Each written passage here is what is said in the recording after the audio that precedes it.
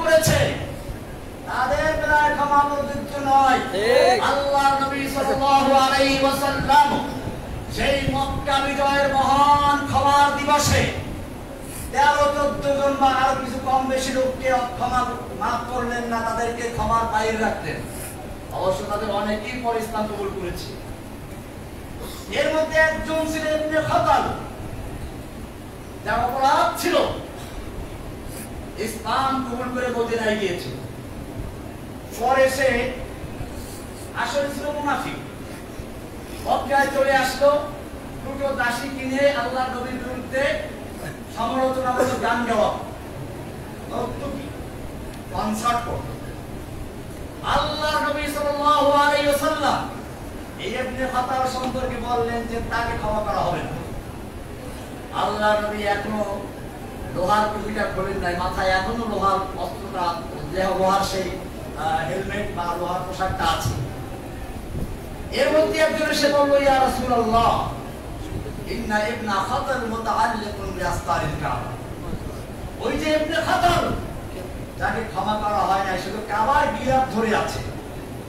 আর কাবা সম্পর্কে কোরআনে বলা আছে, মান দাখালাহু কানা আমিনা। শুধু কাবা নয়, কাবার যে হেরেমের সীমানা, হারামের সীমানা, এই সীমানার মধ্যে যে প্রবেশ করবে সেই নিরাপদ থাকবে। এই তো কাবার গিলাফ ধরে আছে, একে কি করবে? আল্লাহর নবী সাল্লাল্লাহু আলাইহি ওয়াসাল্লাম বললেন, এই ইবনে খাতাল কাবার হারামের ভিতরে নয়, তওয়াফের জায়গায় নয়, কাবার গিলাফ ধরে ঝুলে থাকলে তাকে ওখানে হত্যা করে দাও। এভাবে আজকেও যারা জেনে বুঝে ইচ্ছা করে আমাদের সেই কচি কচি ছাত্রদের বুকে গুলি চালিয়েছে, যারা নিরস্ত্র আবু সাঈদের বুকে গুলি চালিয়েছে, তাদের যদি ক্ষমা করা হয় তাহলে ইতিহাস আমাদের ক্ষমা করবে না। যারা এরকম মেচে গুলি করেছে, নিরস্ত্র যুবকদের ছাত্রদের বুকে গুলি করেছে, অসহায় মানুষদের বুকে গুলি করেছে, তাদের জন্য কোনো ক্ষমা করা হবে না। তাদের প্রাপ্য শাস্তি তাদেরকে পেতেই হবে। ভাইরা আমার, আমি এজন্য বলেছিলাম, আব হামারা এক হি কাম ইন্তেহা ইন্তেহা। প্রথম ধাপ হলো ক্ষমা, দ্বিতীয় ধাপ হচ্ছে যারা সীমাহীন অন্যায় করেছে তাদের সাথে ক্ষমা করতে।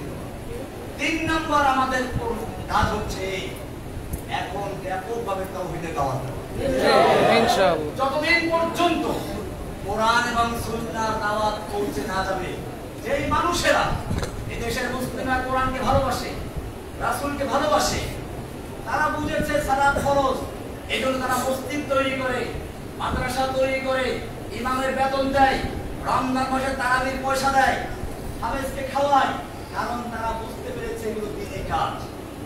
এই লোকগুলো যদি বুঝে সালাত যেমন ফরজ, সিয়াম যেমন ফরজ, ঠিক তেমনি ভাবে আল্লাহর জমিনে আল্লাহর দ্বীন কায়েম করাও ফরজ, তাহলে এই লোকগুলো দ্বীন কায়েমের জন্য জীবন দিবে। সেজন্য আমাদের এখন আরেকটি কাজ হচ্ছে মানুষের মাঝে চেতনা তৈরি করে দেওয়া, আল্লাহর জমিনে আল্লাহর দ্বীন কায়েম করার জন্য আল্লাহ তাআলা নির্দেশ করেছেন, আন আকিমুদ্দীন। সব নবীদের প্রতি একই নির্দেশ ছিল, আমাদের প্রতি একই নির্দেশ। আমাদের নবীর প্রতি বিশেষ নির্দেশ হলো, ওয়াল্লাযী আরসালা রাসূলাহু বিল হুদা ওয়া দীনিল হক লিইয়ুযহিরাহু আলাদ দীনি কুল্লিহি। আল্লাহ তাআলা তার রাসূলকে পাঠিয়েছেন হেদায়েত এবং দ্বীনে হক দিয়ে, যাতে করে দ্বীনে হককে অন্য সকল দ্বীনের বাতিলের উপরে বিজয়ী করা যায়। সেই দ্বীনে বাতিলগুলো কি কি আপনারা আমার অন্যদের কাছে জেনে নেবেন। আজকে আমাদের কাজ হচ্ছে বাংলাদেশের প্রতিটি ঘরে ঘরে, প্রতিটি ছাত্র যুবক বৃদ্ধ সকলের নারী পুরুষ সকলের অন্তরের ভেতরে তাওহীদের চেতনা তৈরি করে দেওয়া। তাওহীদের চেতনা যদি তৈরি হয়ে যায় তাহলে কবি বলেন সব গুরিজা হোগি আখির, সব গুরিজা होगी आखिर चलवाए खुर्शीद से, ये चमन मामूर होगा नगमाए तौहीद से। पूर्णिमार चाঁদের দ্বারা যেভাবে রাতের আধার পালিয়ে যায়, ঠিক তেমনি ভাবে তাওহীদের স্লোগানে এদেশ থেকে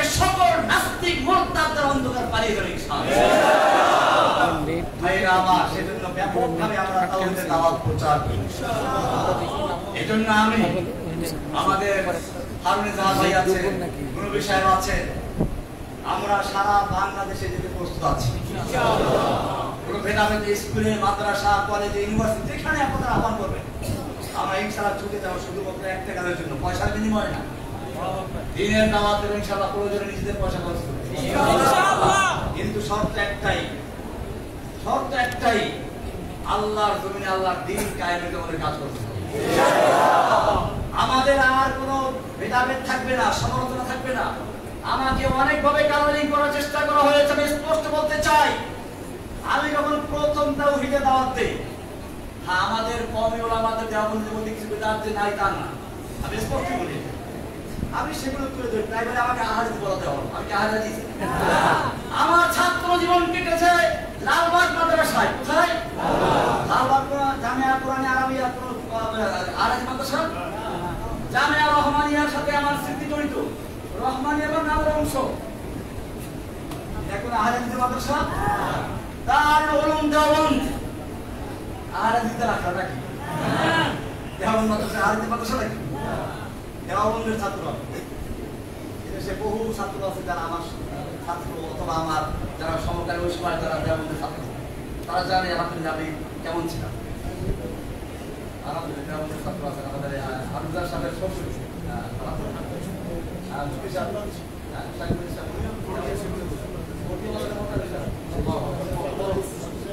আমার তো আসলে আজকে দেখেন আমি নামাজ পড়তে গিয়ে মার্কেটে আমার এমনি তো দুর্বল আছি, তাদের থেকে আমার দুর্বল কথাবার্তা বলে যায় কেন হচ্ছে। আর সবচেয়ে বড় কথা হচ্ছে এইরকম বুজুর্গদের সামনে, বিশেষ করে আবার সেই দেওবন্দের আকারে আমার এখানে দেওবন্দ মাদ্রাসার জন্মই হয়েছিল আন্দোলন করার জন্য।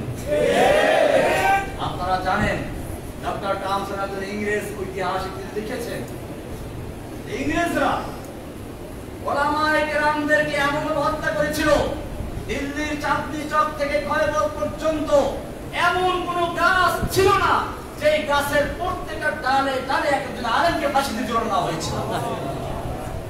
ওলামায়ে কেরামদেরকে মারটার দিবে নিবন্ধ করা হয়েছিল, কিন্তু তারপরেও তারা ওই যে আগে কবিতা বললাম ওরকম তারা সিনা টান করে ময়দানে এসেছিলেন। আজকে ভারতবর্ষে বাংলাদেশ, পাকিস্তান, ইন্ডিয়া, আফগানিস্তান যেখানেই বলেন ইসলামের যতটুকু আলো দেখা যায় এটা ওই দেওবন্দের ছাত্রদের দ্বারাই হয়েছে। সুতরাং वाकिफ तो है इस राज से ये दार रसन भी, वाकिफ तो है इस राज से ये दार रसन भी, हर दौर में तकमील वफा हमसे हुई है, हर दौर में तकमील वफा हमसे हुई है। যুগে যুগে যখনই বাতিল এসেছে, ওলামায়ে দেওবন্দ, ওলামায়ে হক্কানি, ওলামায়ে রব্বানি তারা ময়দানে ঝাঁপিয়ে পড়েছে। বাতিল এসেছিল গণজাগরণ মঞ্চের নাম ধরে, হক নেমেছিল, ওলামায়ে দেওবন্দ নেমেছিল ছাত্র আন্দোলনের মাধ্যমে। বাতিল এসেছিল নরেন্দ্র মোদীর রূপ ধরে, হক এসেছিল কওমি মাদ্রাসার ওলামায়ে কেরামদের নেতৃত্বে ব্রাহ্মণবাড়িয়া থেকে, হাটাজারির থেকে কওমি মাদ্রাসার সুরত ধারণ করে। সুতরাং বাতিল যখনই এসেছে, ওলামায়ে হক্কানি, ওলামায়ে রব্বানি, ওলামায়ে দেওবন্দ মাঝে ঝাঁপিয়ে পড়েছে। আমি তো তাদেরই একজন সন্তান। আল্লামা আজিজুল হক রাহমাতুল্লাহি আলাইহি বাংলাদেশের প্রসিদ্ধ শাইখুল হাদিস। শাইখুল হাদিস তো অনেকই আছে, কিন্তু এক কথায় শাইখুল হাদিস বললে কাকে বোঝায়? আজিজুল হক আল মুতলাকু ইযা উতলিকা তারপর কি ইরাদু বিহি আল ফাদল কামিল। মান হুয়া আল ফাদল কামিল? আজিজুল হক রাহমাতুল্লাহি আলাইহি। যদি শুধু বলা হয় শাইখুল হাদিস, তা কাকে বোঝায়? আজিজুল হক। দুনিয়া থেকে চলে গেলে কত বছর হয়ে গেছে, এখন পর্যন্ত কি আছে না নাম দিয়ে তো আছে। আল্লামা শাইখুল হাদিস রাহমাতুল্লাহ আলাইহি দেখতাম যখনই কোনো এরকম অনিসলামিক কোনো কার্যক্রম শুরু হয়ে গেছে, তিনি বলতেন আলমুকরা দিল সেই মহান উক্তি, আয়ান কুসুদ্দিন ওয়ানা হাই, দ্বীনের সামান্য ক্ষতি হবে আর আমি জীবিত থাকবো, এটা হতে পারে। তিনি ময়দানে ঝাঁপিয়ে পড়েছেন, তিনি বারবার জেলে গিয়েছেন, নির্যাতিত হয়েছেন। আমি তো তার ছাত্র, আল্লামা আজিজুল সাহেবের ছাত্র, মুফতি আমিনের ছাত্র, আমি লালবাগের ছাত্র, মানে কত এটা জানে না, আমি জানি রহমানের লালবাগ থেকে শুরু করে রহমানিয়া থেকে শেষ, তা আমরা শেষ করে তারপরে দেওয়ান লিখেছি। ভাইয়েরা আমার, তাহলে কেন আমাকে কাতারি করা হলো? আমি আপনাদের সাথে স্পষ্ট বলি, আমার বক্তব্যের কিছু ভাষা করা হয়ে যেত, এই ভাষার কারণে হয়তো আমাকে আমার কথা একটু কষ্ট পেয়েছেন। আমি আজকের এই লালখান বাজার মাদ্রাসা থেকে বলছি, আমার কথায় যদি কেউ কষ্ট পেয়ে থাকে, বিশেষ করে আমার কওমি ওলামায়ে-কেরামরা, আমি তাদের কাছে করজোড়ে ক্ষমা চাচ্ছি। আমি আপনাদের সন্তান, আমি আপনাদের বাচ্চা। খেতে যে নামে তার পায়ে কাদা লাগে, আমি খেতে নেমেছিলাম, কাদা লেগেছিল, সেই কাদাগুলো ধুয়ে মুছে পরিষ্কার করে আপনাদের এখানে এসেছি। ইনশাআল্লাহ বাকি জীবনটুকু যেন ওলামায়ে দেওবন্দ, ওলামায়ে হক্কানি, ওলামায়ে রব্বানি তাদের সাথে থেকে ইসলামের বিজয় দেখিয়ে যেতে পারি, সেই জন্য আপনাকে দোয়া করব। এখন আমার একই কাজ, সকল দিনের বাতিলের উপরে দিনে হককে বিজয়ী করার জন্য বাংলাদেশের প্রান্তে প্রান্তে ছুটে যাওয়ার ইচ্ছা আছে ইনশাআল্লাহ। ইনশাআল্লাহ এই সাইগুলোর ইনশাআল্লাহ আমাদের সাথে থাকবে। আমরা মাঝ বয়সীরা না, আমাদের সঙ্গে এই বৃদ্ধরা থাকবেন, যুবকরা থাকবেন। জেনে রাখবেন, কোন একটা বিপ্লব যদি তৈরি হতে হয়, যুবকের রক্ত, মুরব্বীদের পরামর্শ, হরিণের অর্থ, বললাম আবার শোনেন, ওসমানদের অর্থ, ওসমান গনির অর্থ, অর্থ আলীর মতো যুবকদের শক্তি, আর আবু বকরের মতো মুরব্বীদের ছায়া। এই তিনটার সমন্বয় যখন ঘটে তখন বিজয় আসে ইনশাআল্লাহ। এখন থেকে আমি ধন্যবাদ জানাই আমাদের হারুন ইজাহার সাহেবের আব্বা মুফতি ইজাহারুল ইসলাম চৌধুরী সাহেব। আপনারা অনেকে হয়তো দূরে তারা চেনেন না। আমি যখন হারুন ইজাহার সাহেবের নামও শুনি না, তখন ওনার নাম আমি শুনেছি। এই বাংলাদেশে ইসলামের জন্য যারাই কাজ করেছেন সবাই বলতেন আমার লালখান বাজার মাদ্রাসায় মুফতি ইজাহারুল ইসলাম চৌধুরী সাহেবের কাছ থেকে ওনার ওখানে আছি। সুতরাং আমার মনে হচ্ছে আজকে এখান থেকে যেভাবে আমি দেখতেছি, যুবকদের ভাইদের দেখতে পাচ্ছি, আমি আশাবাদী যে এই জাগরণের স্বপ্ন দেখেছিলাম 2013 সালে, ওদের গণজাগরণ মঞ্চের জবাব দেওয়ার জন্য ঝাড়ু দিয়ে পিটালে চলবে না, অন্ধকার দূর করতে হলে আলোর মশাল জ্বালাতে হবে। সেজন্য গণজাগরণ মঞ্চের অন্ধকার দূর করার জন্য তাওহীদের আলোর মশাল নিয়ে ময়দানে নেমেছিলাম। আজকে আমি লালখান বাজারে দেখতে পাচ্ছি সেই মশাল জ্বলতে জ্বলতে ওদের পরিচয় করতে আমি লাগিয়ে দিই।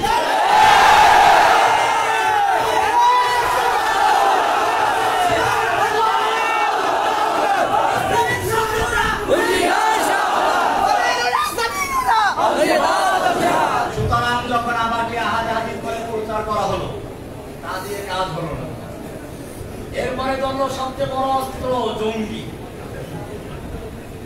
এই জঙ্গি শুধু আমাকে নয়, যেই কোন ইসলামের জাগরণ তৈরি করার মতো প্রোগ্রাম নিয়ে মাঠে এসে তাকে জঙ্গি বলা হয়েছে। সুতরাং আমাদের পিছনে এখনো লাগা আছে। এখন থেকে যদি আমাকে বা অন্য কাউকে, যে কোনো আলেমকে যদি কোনো তকমা দেওয়া হয়, যদি কোনো রকম অবরোধ দেওয়া হয়, সেটা হোক মামুনুল হক, হোক হারুন ইজাহার, হোক জসিমুদ্দিন রহমানি, হোক গুনবী, হোক আলী হাসান শামা, হোক রফিকুল ইসলাম মাদানী, এরকম আরো যাদের নাম না জানা আছে, আপনারা প্রত্যেকটা আলেমের পক্ষে ঢাল হয়ে ইনশাআল্লাহ তাদের কথা বলা হবে। আপনারা সেই ঢাল, আপনারা সেই যুবক যারা রাসূল সাল্লাল্লাহু আলাইহি সাল্লামকে উহুদের ময়দানে তিনি একা হয়ে পড়েছেন, তীর তরবারি আঘাত আসছে, সাহাবায়ে কেরাম নিজেদের বুকটাকে ঢাল করে দিয়েছে।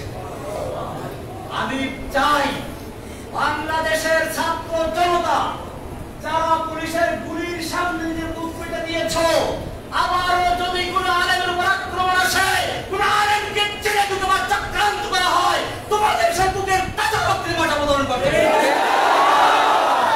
अब हमारा एक ही काम इंतकाम इंतकाम। ভাইরা আমার, এই ময়দানে যদি অবতরণ হয়, জেনে রাখবেন তারা মরে না। हुसैन दर हकीकत मर के यजीद है, इस्लाम जिंदा होता है हर करबला के बाद। সুতরাং কোনো বাতিলের রক্তচক্ষুকে ভয় না পেয়ে আমাকে দুইবার পুরস্কার দেওয়া হয়েছে।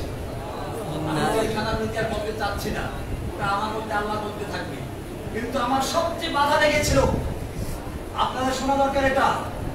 আমাকে বলা হয়, রহমানী সাহেব কথা তো অনেক করেছেন, অনেক শক্তি দেখিয়েছেন, আল্লাহ আপনাকে দেখে না, আল্লাহ ব্যস্ত আছে। পরে বলে শুনেন কি বলে, তারা বলতে চায় কোরআনে আছে ওই যে ইয়াসআলু মান ফিস সামাওয়াতি ওয়াল আরদি কুল্লু ইয়াউমিন হুয়া ফি শান, ওই যে আল্লাহ তো এখন ব্যস্ত আছে, শানটা কাজ করতেছে, আল্লাহ তো এখন ব্যস্ত আছে। সানাফুলু রাহিমা ইউস সাকালান, আল্লাহ আমাদেরকে ধরে দিয়েছেন ধরবো, তো যখন ধরবে তখন বলবে, এখন তো আমরা আপনাকে ধরছি, এখন আমরা যা করি আল্লাহ আমাদের ধরবে না। আউযুবিল্লাহ, করেন কোরআন কি কত অপলক্ষে করছে, এটা নিশ্চয়ই কোন শয়তান রেখে শিক্ষা দিয়েছে। আমি তখন প্রতিবাদ করেছিলাম, এরপরে আমাকে পুরস্কার দেওয়ার জন্য নিয়ে গেল। আমি আপনাদেরকে বলছি, আমাকে যখন পুরস্কার জন্য নিয়ে যাওয়া হলো, চোখ বাঁধা, হাতে হাত কাপ লাগানো, আমার মনে হচ্ছিল আমি এই এখনই পাখি যখন উড়ে যাওয়ার আগে হালকা হয়ে যায়, বিমান যখন আকাশ থেকে হালকা হয়ে যায়, এখনই উঠবে, ঠিক তেমনি ভাবে আমি আল্লাহর কাছে এক্ষুনি চলে যাবো। আমার তো উচিত ছিল, কেন করে না বলি, দেরি সহ্য হচ্ছে না, এমন একটা আশা নিয়ে অপেক্ষা করছিলাম।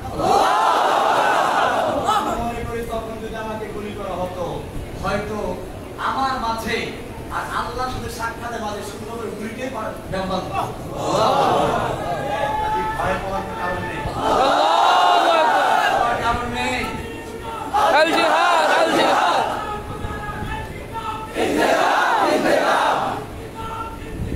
अब हमारा एक ही काम। আমি কথা লম্বা হয়ে যাচ্ছে, আরো অনেকগুলো কথা বিষয় ছিল।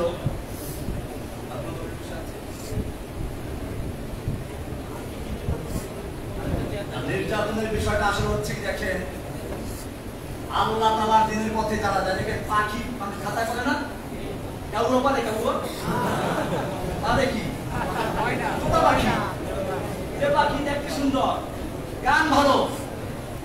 আমি ওই যে মুক্তি আলোচনাকে একটি কবিতা পড়াইছিলাম, আসলে কি বুঝলো, ফাতাইলু লা ইসতানু ইল্লা, ওই পাখিকে খাতায় বন্দী করা হয় যে পাখির আওয়াজ সুন্দর। ঠিক তেমনি ভাবে যেই কোরআনের পাখি কোরআনের কথা বলে, যেই কোরআনের পাখিরা সুন্নাহর কথা বলে, তাদেরকে জেলখানে বন্দী করা হয়। যারা কোরআন সুন্নাহর কথা না বলে, কোন শাসনের পাঁচটা গোলামি করে, তাদের জেলে দেওয়ার মতো সৌভাগ্য হয় না। অনেকে মনে করে জেলখানা নাকি যায় কারো বদদোয়ার কারণে। আমি নাকি কোন বুজুর্গকে তিরস্কার করার বদদোয়া করে জেলে গেছি। কোরআনে আছে, নবীদেরকে কোথায় বলো, ইল্লা আতারাকা বাযু আলিহাতিনা, আমাদের কোন দেবদেবী তোকে তুই কি বলছো বদদোয়া দিয়েছে, তাই সে জেলে গেছে। আমি আপনাদের জিজ্ঞেস করতে চাই, ঈসা আলাইহিস সালাম জেলে গিয়েছেন কার বদদোয়ায়? না। আমাদের রাসূল সাল্লাল্লাহু আলাইহি ওয়াসাল্লামকে 3 বছর পর্যন্ত এই কারাগারের মতো না, এই কারাগারে খাওয়ান দেয়, পানি দেয়। আমাদের নবীকে যে কারাগারে আটকে রাখা হয়েছিল, সেখানে খাবার ছিল না, পানি ছিল না, উত্তপ্ত মরুভূমি, পারে ময়ূর, পারে তোতা পাখি, আর হয়তো রূপ আছে অথবা কি আছে, গুণ আছে, যার কোনটাই নাই, তাকে কেউ খাঁচায় বন্দী করে খামাখা খাওয়ান দেয় না। ঠিক তেমনি ভাবে যেই পাখির গলায়, যে আলেমের গলায় কোরআনের আওয়াজ থাকে না, যেই আলেমের গলায় একামতে দ্বীনের কথা থাকে না, যেই আলেমের গলায় নাস্তিক মুরতাদদের বিরুদ্ধে কথা থাকে না, যেই আলেমদের গলায় আল্লাহর জমিনে আল্লাহর দ্বীনকে বিজয়ী করার স্বপ্ন থাকে না, সেই আলেমদেরকে জেলখানায় নেওয়ার কোনো প্রয়োজন হয় না। সুতরাং পরিষ্কার হয়ে গেল, জেলখানায় যাওয়াটা একটা সৌভাগ্যের ব্যাপার। আপনারা কি দেখেন না, এখন চোখ ঘুরে যায়, জেলখানায় কারা গেছে বাংলাদেশে, অতিথি দেওয়ার দরকার নাই। তবে আমাদের আকাবিরদের অনেকেই আছে যাদেরকে জেনে নেয় নাই ওরা, ওরা জানে এখানে ভিন্ন আছে। এই মুরব্বীদেরকে জেনে নিলে রহমানিকে নিলে তো তারা দেখতে পাচ্ছে তেমন কিছু হয় নাই। এই সমস্ত মুরব্বীদের কাউকে যদি জেনে নেওয়া তো বাংলাদেশের জমি আগুন লেগে যেত, ঠিক আছে? আপনাদেরকে মনে রাখবে, সেই জন্যই ওরা মাইকের আমদেরকে তারা দিতে ভয় পেয়েছে। এদেরকেও নিয়ে যেত, তারা তারা আমাদের সময় সারে নাই। আজমিরা সাহেব রহমতুল্লাহ আলাইহিকেও জেনে নিয়েছিল, মুফতি আমিনকে জেল খাটতে হয়েছে। এরকম ভাবে আমাদের বর্তমানে অতীতের নিকট অতীতের যারা আকাবে তাদের জেল খাটতে হয়েছে।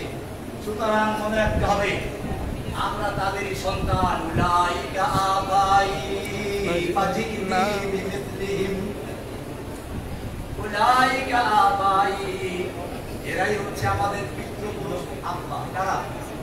আমাদের আব্বা ইমাম আবু হানিফা রাহমাতুল্লাহ আলাইহি, আমাদের আব্বা ইমাম আহমদ বিন হাম্বল রাহমাতুল্লাহ আলাইহি, আমাদের আব্বা ইমাম ইবনে তাইমিয়া রাহমাতুল্লাহ আলাইহি, আমাদের আব্বা হুসাইন আবু মাদানি কাসিম নানাতুল্লাহ মাহমুদ হাসান দাওবন্দি রাহমাতুল্লাহ আলাইহি আজমাইন, আমাদের আব্বা ইমাম আজিজুল হক রাহমাতুল্লাহ আলাইহি, আমাদের আব্বা আমিন রাহমাতুল্লাহ আলাইহি, আমিনের আব্বা, আমাদের আব্বা হযরত কি নাম জানো? হাবিবুর রহমান কাসিম, হাদিসের ওস্তাদ যারা বসে আছেন, হ্যাঁ, মুফতি ইজহারুল ইসলাম চৌধুরী, মুফতি আমিনুর রহমান কাসিম বাসনা কাসিম, শামসুদ্দিন জিয়া, আল্লাহু আকবার, নাম তো আমার অনেক আগে থেকে আছে, আজকে জিয়া আলো, আল্লাহ রাব্বুল আলামিন আমাদের শামসুদ্দিন জিয়া দামাত বরকতুল আলিয়া, আমাদের কাসিম শাহ, এই সমস্ত বড় বড় আকাবেরদের ছায়াকে আরো দীর্ঘায়িত করুন, আমিন। তাদের নেতৃত্বে, তাদের জীবদ্দশায় আল্লাহ তাআলা এই বাংলাদেশের ইসলামের রাজ কায়েম করতে চান। আমি আর দীর্ঘায়িত করতে চাচ্ছি না। আল্লাহ তাআলা আমাদের সকলকে দিনের জন্য কবুল করুন। আমি তো আসলে খুব অসুস্থ, দেখেন আজকে আমি এই করে কিন্তু বসে নামাজ পড়তে হয়েছে, কারণ আমার হাঁটু ব্যথা খুব বেশি। তো আমাদের মুরব্বী আবুল সাহেবের আব্বা বললেন যে এই অনুষ্ঠানে অনেক বড় বড় আচার্যরা ইমামতি করে গেছেন, আমি আপনি কি আমাকে আদেশ করছেন নামাজ পড়ার জন্য? হ্যাঁ, আমি তো আগে বলেছিলাম যে আমি নামাজ পড়াবো না, নামাজ পড়াবো না, কিন্তু আলহামদুলিল্লাহ এরপরে দেখলাম নামাজ পড়াবার সময় হাঁটু ব্যথা খবর ছিল, খরচটা শেষ হওয়ার পরে অবশ্যই কিছু ফিরে আসতে পারবো, কিন্তু ততক্ষণ আমি খরচ চালাতে ছিলাম, ততক্ষণ পর্যন্ত আমার হাঁটুর কোনো ব্যথার অনুভব হয়। এটা আমি একটা চাক্ষুষ দেখলাম। এই লোক আমি এরকম আল্লাহকে অনেক দেখে সাহায্য করছি, কারাগারে অনেক দেখেছি। আমি সেইগুলো বলে সমান করতে চাচ্ছি না। আমি আপনাদের কাছে দোয়া চাচ্ছি, আল্লাহ সুবহানাহু ওয়া তাআলা যেন আমাকে যেখান থেকে ফিরিয়ে এনেছেন বাকি জীবনটুকু যেন আমি আল্লাহর এই নিয়ামতের শুকরিয়া আদায় করে শাহাদাতের মৃত্যু বরণ করার সুযোগ দান করুন। আমি আপনাদের জন্য দোয়া করি, আল্লাহ আপনাদেরকেও দ্বীনের জন্য যেভাবে মুসআব বিন উমাইর এর মতো যুবক, হ্যাঁ, এরকম যুদ্ধের বাজারে কত যুবকদের খবর আছে, খেজুর খাচ্ছে, হ্যাঁ, আর বলবা ভাই এতগুলো খেজুর খেতে পারে তো জানা চলে যায়, কি দেরি যাবে। সুতরাং প্রশ্ন করে ইয়া রাসূলুল্লাহ, আমার যৌবন, আমার সুন্দর চেহারা, আমি যদি আল্লাহর রাস্তায় যুদ্ধ করতে করতে শহীদ হয়ে যাই, আমরা কি দিবেন? আল্লাহ তাআলা রাসূল সাল্লাল্লাহু আলাইহি ওয়াসাল্লাম বলেন জান্নাত পেয়ে যাবে, জান্নাত। তিনি মনে করেন একটু কোমরটা সোজা করে নেই, তাহলে খেজুর বের করেন, খেলেন, 2-3 টা খেয়ে ফেলে দিলেন, এতগুলো খেজুর খেতে গেলে আমার জান্নাতে যেতে দেরি হয়ে যাবে। তরবারি নিয়ে যুদ্ধে লেগে গেলেন, পূর্ণিমার চাঁদ যেরকম কালো মেঘের ভিতরে ঢুকে গায়েব হয়ে যায়, ঠিক তেমনি ভাবে এই আরো উজ্জ্বল তরুণ যুবক তরবারি হাতে দিয়ে হাসি মুখে ঘুরছে, কাফেরদের ভিড়ে ভিড়ে ঢুকে গেছে। সাহাবায়ে কেরাম বলেন, যুবক কোথায় যাচ্ছ? তুমি তো কাফেরদের ভিড়ে ঢুকে গেছো, ফিরে আসো। তিনি বলছেন না, আমাকে যেতে দাও।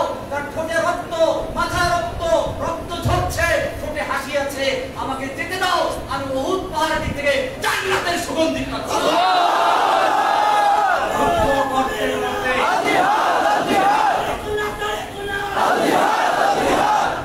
যুদ্ধ করতে করতে আল্লাহ রাস্তায় শহীদ হয়ে যান, শহীদ হয়েছেন। তাদের ত্যাগের বিনিময়ে আমরা আজকে বাংলাদেশ পর্যন্ত ইসলাম পেয়েছি। ভাইয়েরা আমার, একটা বিল্ডিং দাঁড়ায়, নিচে ফাউন্ডেশন থাকে কেউ তা দেখে না, শুধুমাত্র বিল্ডিংটাই দেখে। এই ফাউন্ডেশনগুলো তো অনেক কাজে লাগে। আমি চাচ্ছি যারা বাংলাদেশের জমিনে দিন কায়েমের জন্য, নামের জন্য নয়, সোশ্যাল মিডিয়া তার প্রচারের জন্য নয়, শুধুমাত্র আল্লাহর জমিনে আল্লাহ দিন কায়েমের জন্য, আল্লাহকে খুশি করার জন্য যারা ইসলামের জন্য জীবন একদল যুবকের প্রয়োজন আছে। আপনারা খেয়াল রাখবেন, আমাদের কথাগুলো বিভিন্ন রকম বিকৃত করা হয়। আপনারাও আমাদের কথা লিখতে সাথে দেখবেন। আমাদের কথা বলতে গিয়ে দেখা যায় যে আপনারা কিছু ব্যাখ্যা নিজের যোগদান, এটা আমাদের না বানায়। আমাদের ভালোবাসতে গিয়ে আমি এটা পরিষ্কার বলি, আমাদের ওলামায়ে কেরামদের মধ্যে কোনো বিভেদ নাই। আল্লাহ মামুনুল হক আমার ছাত্র জীবনের বন্ধু, আমি তাকে আমার ওস্তাদের সন্তান, আমি তাকে আমার অন্তর দিয়ে ভালোবাসি। মাহমুদ হাসান গুরুবি, ওসামা, আজিজ ওসামা, রফিকুল ইসলাম মাদানী, আমরা একসাথে জেল খেটেছি। কাজেই তারা আমার জেলের ভাই। আরো অনেকে আছে, হারুসাবাদীর সাথে আছে। আমাদের মধ্যে কোনো ভেদাভেদ নেই, কিন্তু এখন আমাকে ভালোবাসতে গিয়ে যদি হারুসার বিরুদ্ধে আপনি কথা বলেন, ওনাকে ভালোবাসতে গিয়ে আমাকে মুনাফিক বললেন, এটা আমরা বরদাস্ত করব। এরকম ভালোবাসার দরকার নেই। বরং এরকম লোকেরা ইসলামের ক্ষতি করে, ক্ষতি তৈরি করে।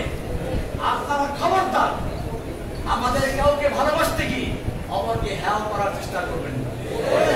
বরং আপনারা আমাদের মুখ থেকে যদি কোনো সময় কোনো ভুল করবে, কারো সমালোচনা বের হয়েও যায়, আপনারা বলবেন, আমাকে বলেন যে আরে উনি তো আপনার খুব প্রশংসা করেছে। ওই যে শেখ সাদী কবিতা আছে, শেখ সাদীর দরবারে একজন কবি এসে চরমভাবে তাকে, শেখ সাদীর কবিতাটা এক বাদশার দরবারে একজন কবি বাদশার সমালোচনা করে কবিতা তৈরি করেছে। বাদশাহ ওই ভাষা বোঝে না। একজন দোবাসীকে জিজ্ঞেস করে সে কি বলেছে, তোমার যে বাদশাহ সেটা আপনার খুব প্রশংসা করেছে, তোমার 1 লাখ মুদ্রা পুরস্কার দাও। আর একজন ছিল, সেও বুঝছে আপনার প্রশংসা করে সমালোচনা করেছে, মিথ্যা বলেছে, না ওকে পুরস্কার দাও। তোমার বুঝছি তুমি সত্যি বলেছো, তোমার এই সত্যের চেয়ে ওর মিথ্যা বাদ বেশি ভালো লাগে। আপনারা সত্য কথা হলো অনেক সময় ইসলাহি জাতুল বাইন, দুইটার মধ্যে মিলানোর জন্য মিথ্যা বলা যায় আছে। ওই সত্য যা দুইটার মধ্যে গন্ডগোল লাগায়, তার চেয়ে ওই মিথ্যা যা দুটোকে মিলিয়ে যাতে অনেক ভালো। খেয়াল রাখবেন, কোন আলেমদের কাছে বলবেন না অমুকে আপনাকে এই সমালোচনা করেছে, আবার বিরুদ্ধে করেছে। খবরদার, আমরা সকলেই ভাই, আমরা সকলেই ভাই, আমাদের তো কোনো ভেদাভেদ নাই। এটা খুব খেয়াল রাখতে হবে। এমনি তো আমরা দিনের কর্মী, ওরা তো বলা আছে ইমাম আসবে, তার নাম হল ইমাম মাহমুদ। সে ইমাম মাহাদিকে পরিচয় করাইয়া দিবে। এবার এটা বের হবে নাকি বাংলাদেশ থেকে? তো বের হয়ে গেছে। সে দুর্বল হবে, সে ল্যাংড়া হবে। এই ল্যাংড়া লুলা একজন লোক জেলে গেছে, সে হলো ইমাম, ইমাম মাহমুদ। এই সেটা বলে, আমি বললাম দেখো ইমাম মাহাদি যিনি আসবেন উনি নিজেই তো জানবেন না ইমাম মাহাদি। ওলামায়ে কেরাম পরামর্শে বসবেন, সেখান থেকে একজন ইমাম নিয়োগ করবেন। এখন নিজেই যেখানে জানবেন না উনি ইমাম মাহাদি, সেখানে আমাদের পরিচয় করবেন হচ্ছে। এই ভণ্ডামি এখন শুরু হয়েছে। আর একজন আবার বলছে কোরআন আহারে কোরআন, হাদিস মানে না। আমি খুব কয়েকটা আলোচনা করেছি যে কোরআন মানে হাদিস মানে না, দাবি করে তারা কোরআনকে মানে না। দলিল কোরআনে আছে, আমরা এগুলো পরে আলোচনা আসবে ইনশাআল্লাহ, বিস্তারিত আলোচনা করতে পারবো না এখন। কারণ কোরআন হচ্ছে দলিল। কোরআন কি? নকশাটা কি? আকিমুস সালাহ কোরআনে বলা হয়েছে, সালাত কেমনে কায়েম করো, সুবরে সাল্লু কামা রাআইতুমুনি উসাল্লি, আমি যেমনি পড়ি এরকম পড়ো, এই ব্যাখ্যা। এখন যদি কোনো ব্যক্তি রাসূলের দেখানো পদ্ধতিতে সালাত আদায় না করে, তাহলে সে রাসূলের পদ্ধতি অনুসরণ না করার কারণে আকিমুস সালাত রচিত করেছে, সে মুসলিমদের অন্তর্ভুক্ত নয়। এই সব ফিতনা থেকে আমাদের মুক্ত থাকতে হবে। এদের যেখানে পাওয়া যাবে সেখানে ওখানে দমন করতে হবে। বাতিলের বিরুদ্ধে আমাদের ঐক্যবদ্ধ থাকতে হবে, যাতে করে কোনো বাতিল আমাদের ইসলামী জাগরণকে ধ্বংস করতে না পারে। বাতিল শক্তিগুলো এইদেরকে দলে নেয়। এই হিজবুত তাওহীদ আছে, আহলুল কোরআন আছে, আবার এই কাফেরা বের হয়েছে। এরকম যে কত কাফেরা তৈরি হবে, আমাদের সাবধান থাকতে হবে। আমাদের একই কাফেলা, হেফাজতের নেতৃত্বে ওলামায়ে কেরাম ঐক্যবদ্ধ আছেন, এভাবেই কাজ করবে। আমি প্রথমেই আজকে এসে আমির হেফাজতের সাথে দেখা করেছি এবং তাকে বলেছি যে আমি আপনার একজন খাদেম হিসেবে আপনি যা হুকুম করবেন ইনশাআল্লাহ এই বান্দাকে আপনি তা দেখবেন কোরআন সুন্নাহর অনুযায়ী ইকামতের দিনের জন্য, ইসলামকে বিজয়ী করার জন্য আপনি যে হুকুম দিবেন বাস্তবায়ন করেন, তখন এই বান্দাকে পাবেন ইনশাআল্লাহ। আল্লাহ তাআলা আমাদের সকলকে বিষয়গুলোকে বুঝার এবং আমল করার তৌফিক দান করুন। ওয়া সাল্লাল্লাহু তাআলা আলা নবিয়িনা মুহাম্মদ ওয়া আলা আলিহি ওয়া সাহবিহি আজমাইন। আসসালামু আলাইকুম ওয়া রাহমাতুল্লাহি ওয়া বারাকাতুহু। সম্মানিত হাজিরিন, এই পর্যায়ে শেখ আহমদ থেকে কিছু প্রশ্ন নেবেন, প্রশ্ন উত্তর পর্ব হবে এবং আমাদের মাঝে সম্মানিত ওলামায়ে কেরাম উপস্থিত আছেন। বিভিন্ন মাদ্রাসার শেখুল হাদিস হাফিজাহুল্লাহর পক্ষ থেকে যৌথ ইশতেহার ঘোষণা করা হবে। তাই প্লিজ সবাই একটু বসেন।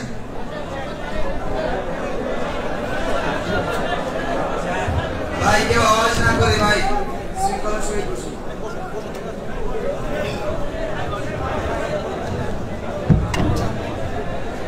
আসসালামু আলাইকুম ওয়া রাহমাতুল্লাহি ওয়া বারাকাতুহু। আপনারা নিশ্চয়ই বুঝতে পেরেছেন এখানে আলহামদুলিল্লাহ বাংলাদেশের মূলধারার বিদগ্ধ ইসলাম বাংলাদেশ, বাংলাদেশের মূলধারার অন্যতম ইসলামের প্রতিনিধিত্ব করে থাকে, আপনারা সকলে জানেন। আমার আগামী দিনের ইসলাম রক্ষা লড়াই হেফাজত ইসলাম একটি ফ্যাক্টর, অনেক বড় একটা আমাদের প্ল্যাটফর্ম। কেন্দ্রীয় নেতৃত্ব উপস্থিত রয়েছেন, তারা তাদের কিছু আলোচনা রাখবেন। এরপরে সে সরাসরি আপনার কাছে কিছু প্রশ্ন নেবেন। আপনাদের যাদের কাছে কলম আছে নোট থাকলে নোট করবেন, সে সরাসরি উত্তর, সে প্রশ্নের উত্তর দিবেন এবং আমরা খুব অল্প সময়ে আমাদের আলোচনা আয়োজন শেষ করার চেষ্টা করব। এর আগে গতকালকে সম্মানিত শ্রদ্ধেয় শেখের সাথে মত বিনিময়ের মাধ্যমে আমরা পুরো জাতির উদ্দেশ্যে, আন্তর্জাতিক কমিউনিটির উদ্দেশ্যে, আমাদের তরুণ প্রজন্মের উদ্দেশ্যে আমরা লক্ষ্যে আমরা আলেমদেরকে তৌহিদের নেতৃত্ব দেওয়ার জন্য আমরা আহ্বান জানাচ্ছি। 2 নম্বর, আধুনিক শিক্ষিত তরুণদের প্রতি আমরা আহ্বান জানাচ্ছি তারা যেন অন্য সমস্ত চেতনা বাদ দিয়ে তৌহিদের চেতনা তারা যেন গ্রহণ করেন। কেননা ইতিমধ্যে প্রমাণিত হয়েছে অতীতের তৌহিদ প্রতি সকল চেতনার যে এক্সপেরিমেন্ট ও পরীক্ষা সেগুলো ব্যর্থ প্রমাণিত হয়েছে। নম্বর 3, সেনাবাহিনীকে, হাসিনার ফেসিবাদ রেজিমকে, ফেসিবাদকে বিদায় আমরা ধন্যবাদ জানাচ্ছি এবং নতুন বাংলাদেশ দিয়ে সেই জায়গায় আমরা তৌহিদের